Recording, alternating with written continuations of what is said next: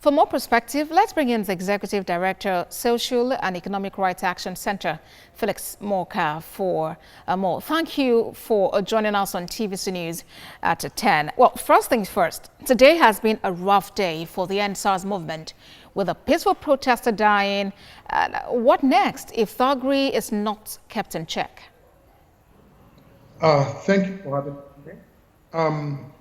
First of all, I want to commend the leaders and participants in the ongoing protests.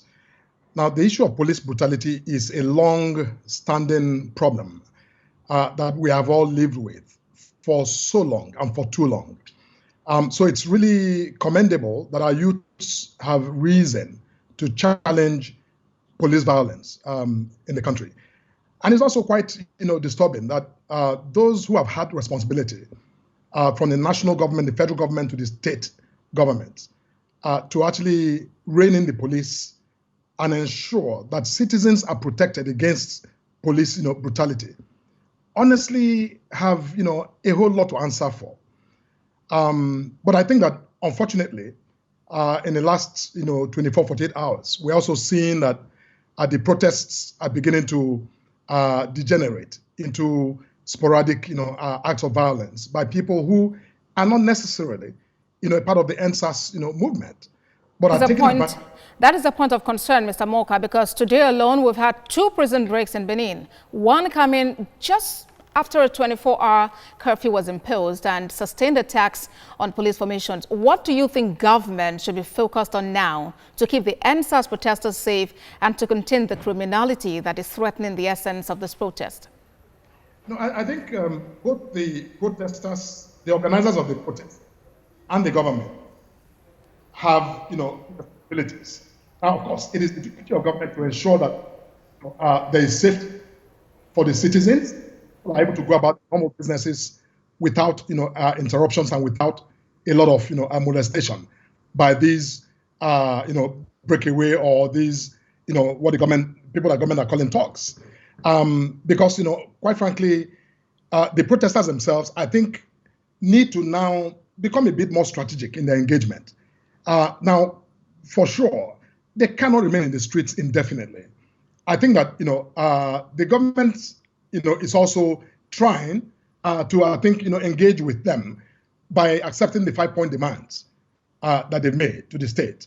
And I think that this is the time now for them to become a bit more careful in the way they frame some of the demands they're making, so that they can begin that process of true dialogue with the government to resolve some of the long-term agendas. All right, Mr. Morka, you mentioned that the protesters cannot be on the streets forever. At what point exactly would you advise that they get off the streets and begin to have interactions with the government? That time is now, quite frankly, if you ask me, because in every protest cycle, you have political opportunities that you must take advantage of to advance your agenda or your objectives. Now, the government is, I think, if pressed, should be willing to sit down with the protesters, at least with the leaders of the protests, to begin to look at the details of the demand that they're making. Now, some of the demands they made are long-term in nature. They're not things that can be done even by best intention government within 24 hours or 48 hours. So they require some measure of time to actually deliver on. But what I think the government is to do is to also reach out to these leaders and to ask for them to provide some committees on their side to engage with government committees as well, to look at the details and hopefully find common ground that will persuade the protesters to pull back and allow government to respond by implementing some of those steps that may be agreed to. All right. At the heart of SARS and SWAT is the rot and systemic decay that is in the police. And we've seen the impact of Black Lives Matter. And you, for one, are no stranger to police brutality, even in the United States. How do you think we can begin police reforms that will endear Nigerians to law enforcement officers and vice versa? Look, it takes political will. I think what we have constantly witnessed in this country, not just on the issue of police brutality and reform and the need for reform, but also across the board, whether it's the fight against corruption or the whole very terrible attitude to, dealing with public, infrastructure or provisioning, or even the issue of job creation. Across the board, just the lack of political will. Now, it takes the government to decide that its entities, like the police, must operate within the framework of law, within the framework of the Constitution. And it also takes very active citizenry. Now, look at it. Within the last couple of weeks, these young men and women have forced the hands of the government.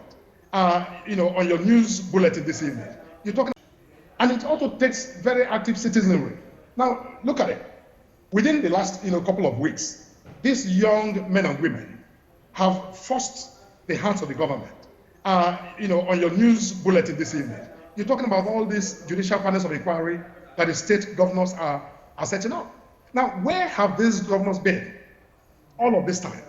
These killings were going on under their watch in their different states. What did they do? Now, when I hear, Deputy Governor of Edo State, Shuaib, will talk about how, maybe they've been insensitive. Yes, the governors have been terribly insensitive. And I'm glad that this protest has now, delivered a clear message that they can no longer continue to be aloof and to be indifferent to the suffering of their people who elect them to office, every 4 years.